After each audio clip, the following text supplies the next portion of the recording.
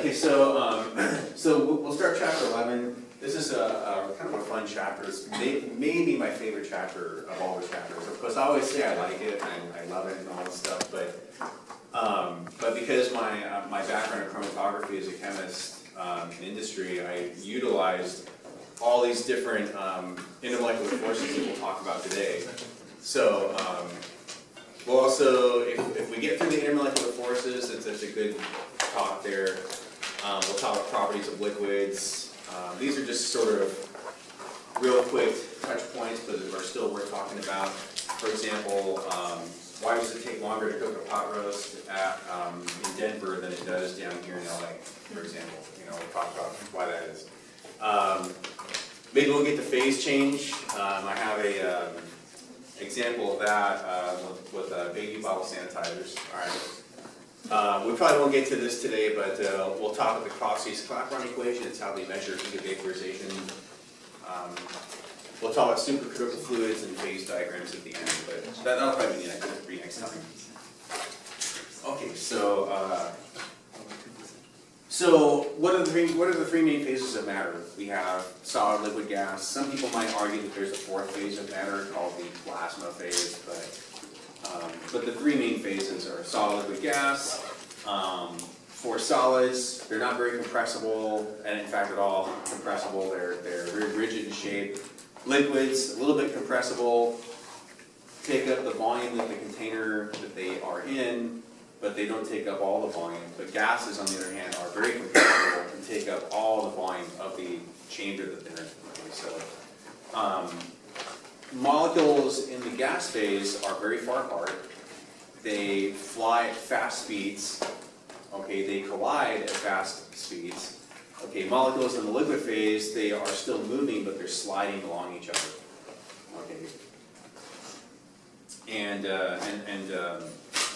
solids are just stuck in place. Okay, what determines the phase of matter?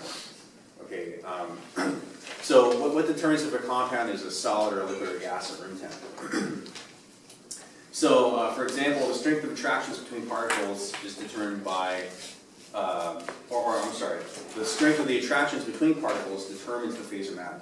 All right. The stronger the attractive forces, the higher the boiling point and melting points will be of various compounds. If you increase the temperature, you're overcoming these attractive forces. Solids melt into liquids, liquids boil into gases.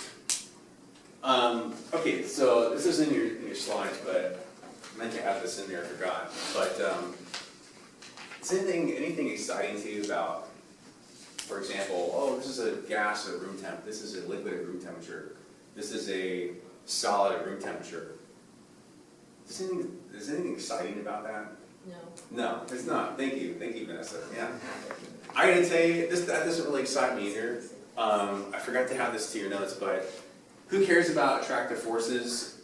Well, with chromatography, you can separate mixtures of compounds and analyze contaminants by separating them out according to their attractive forces. And then you can analyze contaminants. You can say, yes, your groundwater is contaminated with perchlorates. You're going to die in a week. Okay. Some scientists up at Berkeley are developing what I call Spider-Man gloves, and you can the material in the gloves and the boots can be used to walk up walls, like literally walk up a wall. So maybe they'll give them to a window cleaner guy in a skyscraper, and they'll wave to you, hey, squeegee the windows, They're thinking about developing it more for doing space junk cleanup out in outer space. If you haven't heard, we have a huge problem of space junk out in the atmosphere with all of our activities. Have you ever seen the movie Gravity? No, with Sandra Bullock. There's a movie that came out a few years ago called Gravity, and she's an astronaut in orbit around Earth, and things go terribly wrong, of course, it's a movie, and she's out there sort of like just floating like by a cord hung to her space station, and the Earth rotates at 25,000 miles per hour, so if you're out there in outer space, you've got space junk orbiting Earth at 25,000 miles per hour. If you're out there with space junk flying at you 25,000 miles per hour, do you think you're going to live? No, it's not. It's not going to happen, right? So they illustrate this fact quite dramatically in the movie, but it's pretty cool to watch. Got to do a big screen. If you have a friend who has an 80-inch screen, just say, hey, can you throw on this movie and watch it? They're thinking about taking this material that can use attractive forces to attach the space junk particles to it, and they can kind of wipe out all the junk from the atmosphere by going around Earth and kind of just pulling this material. It's like a mesh, you know, and it attracts all this space junk. And they used a similar idea when they had the big oil spill in the Gulf a few years back. Actually, it's probably more like 2010. They had a big giant oil spill in the Gulf. I don't know if you remember that. But it was a big thing because they ruptured some pipeline down deep in the sea where they were doing oil drilling. And so all this oil spewing up into the Gulf, you know, and wildlife's getting killed and all this stuff. So they got to clean all this up, and they have a mesh that they just run it across the top of the water, and due to attractive forces with the oil molecules in the petroleum that's spewed up, they can just drag all that out, you know, clean it up. So there's a lot of technological advances that have been done based on attractive forces that impact us greatly, okay? And I think I mentioned when we talked about geometric shapes, I mentioned omeprazole, for example, and Prilosec and proton pump inhibitors, and how they process that drug for consumption. Well, they separate the different mirror images of omeprazole, for example, based on attractive forces. Another thing that's kind of cool, I could go on and on, I'll go on and on. The gasoline in your car, how does it get there? Well, they drill for petroleum, they pump it out of the ground, and then they have to do the refinement process. Okay, how do they refine gasoline? Well, have any of you driven by a refinery, an oil refinery? All right, they used to have them in Torrance, about a block from where I used to work, and they have these towers at the refinery. You ever driven by like a field, like oil pumps, and they get these towers? Maybe you've seen them. So anyway, what they do is they boil off the hydrocarbons in the petroleum up these towers, and at each level of the tower they collect different sized hydrocarbons from the petroleum. So what stays down at the bottom is the really heavy hydrocarbon, like for example tar, you know, stuff like that doesn't boil. Then further up the tower you get slightly lighter hydrocarbons like diesel. Okay, diesel is about 12 to 16 carbons in length for those compounds in fuel. And then you got even lighter hydrocarbons being collected higher up in the tower that are for our gasoline cars. Okay, so gasoline usually is a mixture of hydrocarbons around 6 carbons to 12 carbons, C6H10. So like octane, for example, is 8 carbons, hexane is 6 carbons. We briefly talked about alkane names way back in the day, right? But so they do this, and then of course you got natural gas, which is light, even lighter still. So they separate these hydrocarbons and they refine gasoline based on intermolecular forces or attractive forces. So it's pretty cool stuff, and they've got all these processes that they do. Anyone know what octane rating is all about? Like when you go to gasoline, you go to a gas station, there's an 87 octane, 89 octane, and maybe even 91 octane. You ever seen that? If you go to a gas station, just look. You've got 2 options usually, at least 2, right? You got the expensive stuff, you got the cheaper stuff, right? The cheaper stuff is the 87, the more expensive stuff is the 89. They used to even have 91 octane at most gas stations. I don't see it much anymore. What that means is that they have refined the gasoline to perform as if it was 87% isooctane or something like that. Or actually, I'm sorry, it's 100%. Yeah, I think it's 87% isooctane. So isooctane is a branched hydrocarbon, and it burns more efficiently than, say, a linear chain does. Anyway, so how many hydrocarbons do you think are in your gasoline? Like sometimes I'll have students ask me, like, oh, what's the formula for gasoline? Like, what's the chemical formula of gasoline? And I'll tell you, we'll pick one of hundreds of hydrocarbons, you know, and that's the formula for gasoline. So gasoline isn't one compound, it's a mixture of hydrocarbons. Okay, hundreds of hydrocarbons. Okay, so you're burning benzene, you're burning toluene, you're burning octane, you're burning isooctane, you're burning naphthalene. All these hydrocarbons are mixed together in gasoline. What makes the 89 octane more expensive than the 87 is the fact that they refine the gasoline a bit more to make it to where it burns more branched hydrocarbons. You know, so they you know, have to refine it a bit more. They have to do the separation of the tower a bit more efficiently, and so that makes it more expensive.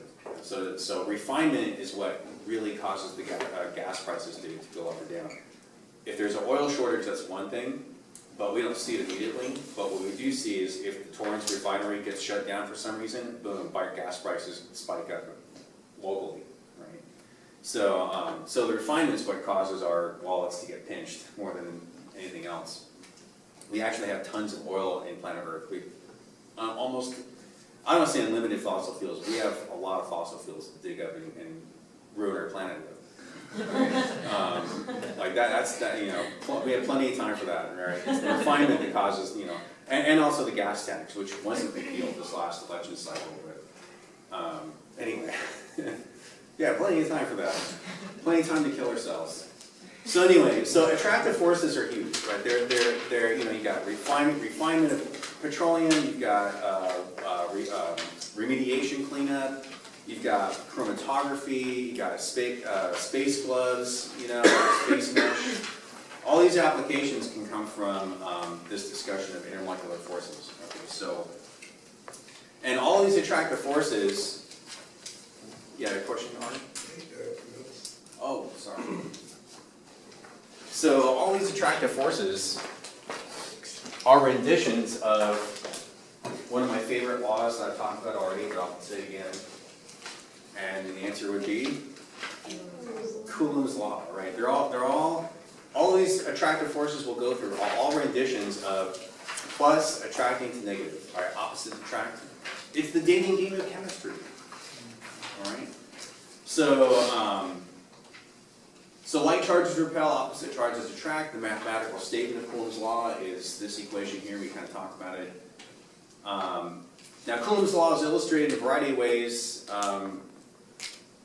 We also look at something called intramolecular forces. So there's intermolecular forces and intramolecular. Intramolecular forces are when you have a compound that is large enough to where it can sort of fold on itself, and it's almost like if you're a molecule and your legs were attracted to each other, you know, and that would be an example of an intramolecular force. It'd be hard to walk like that, though, I don't know. So, for example, if you have a large molecule, say like DNA, for example, or if you have proteins, enzymes, right? You have alpha helices and beta sheets. These are secondary structures of proteins. If you haven't heard of them before, well, there you go.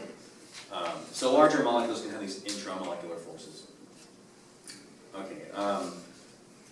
We'll be mainly talking about intermolecular forces. Okay, so intermolecular forces generally are weaker than intramolecular. Just a minor point. All right. Okay, so when you talk about intermolecular forces, you're talking about bulk trends in matter. So I mean, like if you see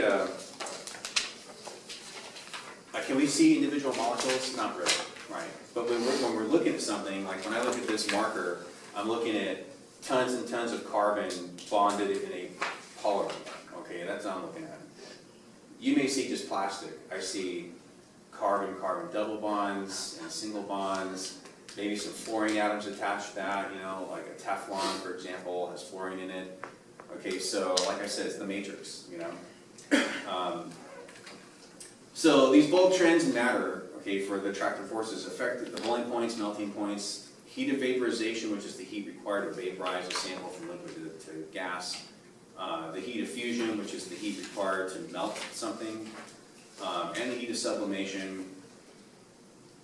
When we're boiling water, are we breaking water molecules into hydrogen atoms and oxygen atoms? No, we're just breaking water molecules apart from each other, but they're still H2O. One thing that I didn't mention here, I'd like to just have you add it here, write down solubility. Okay, solubility is a good one too. So these are all physical properties, okay, right? Boiling points, melting points, density. Okay, density is another one that's affected by attractive forces. So the intermolecular forces we'll talk about are dispersion, dipole-dipole forces, hydrogen bonding, ion dipole. Do you remember this in Chem 107 at all? Discussing these, at least the first three.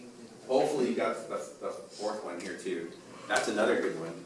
Okay, I'll mention an application with that. But so all of the above forces are collectively called van der Waals forces. Now, if you had a chemistry in the past and then you started to talk about these, there are some chemistry professors that don't have a background in chromatography and who think that when you say van der Waals forces, it only refers to dispersion forces. Okay, and I've had some really good chemists who just aren't familiar with that background because it's not their research background.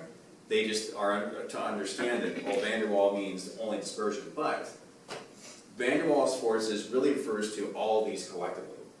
Okay, so, and I'll swear on I'll swear the farm on that. Seriously, you know, my background's in chromatography.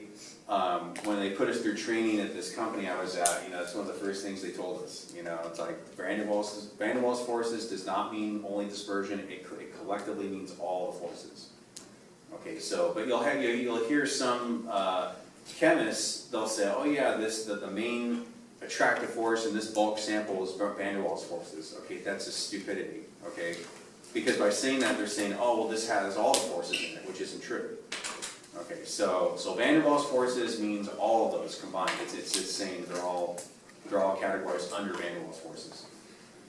All right, so don't confuse. If you want to say dispersion, say dispersion. If you want to say dipole, dipole, say dipole, dipole. If you want to say hydrogen bonding, say hydrogen bonding.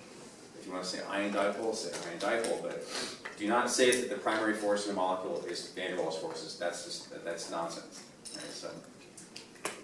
Sorry, I just go on and on about it. Because I've had these arguments with like even colleagues of mine, only to be proven right because they actually went and looked it up when I told them it was going to be there. Anyway, okay.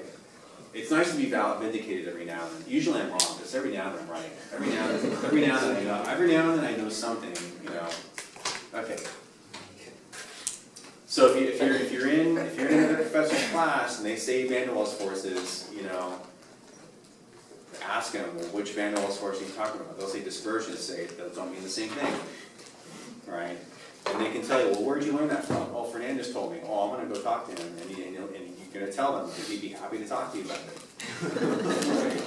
Right? I've heard it so many times. I've heard so many chemists get it wrong. It's just okay. There's no guarantee that we're going to know everything there is to know everything. So dispersion forces is the first thing I mentioned. Okay, these are also called induced dipole interactions or London forces. They're actually a little bit different. So like induced dipole is actually slightly different from London forces. Induced dipole says that, well, if you have a molecule that has a dipole moment and comes into contact with a nonpolar molecule with no dipole moment, it could maybe induce a dipole moment in that nonpolar molecule. Versus London forces, which is what I'll focus on here. And that's basically when molecules collide, they distort their electron clouds and become polar. So I tend to go with London forces or dispersion.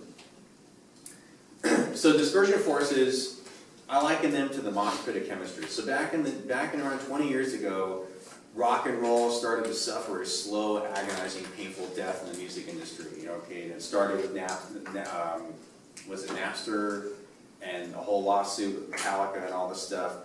Anyway, so back in the day, in the 90s, when I was a youngster, you know, we used to have these rock concerts, and they were great. You had Metallica, you had Rage Against the Machine, you had Nirvana, you had, I don't know, name a band from that time, Smashing Pumpkins, you know, Stone Temple Pilots, all these awesome rock bands, right?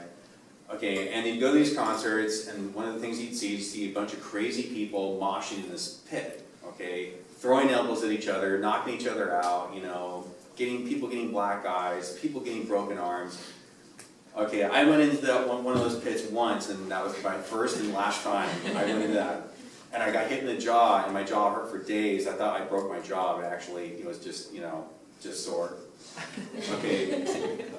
So to say the least, I was in this mosh pit, and I got polarized big time.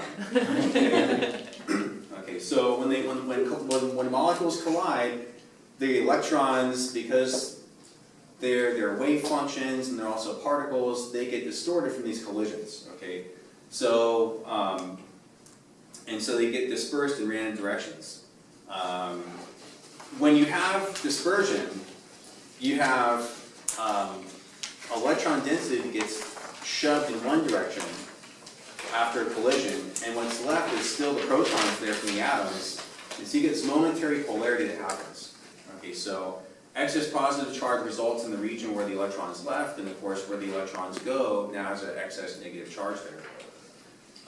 And this results in a temporary dipole moment.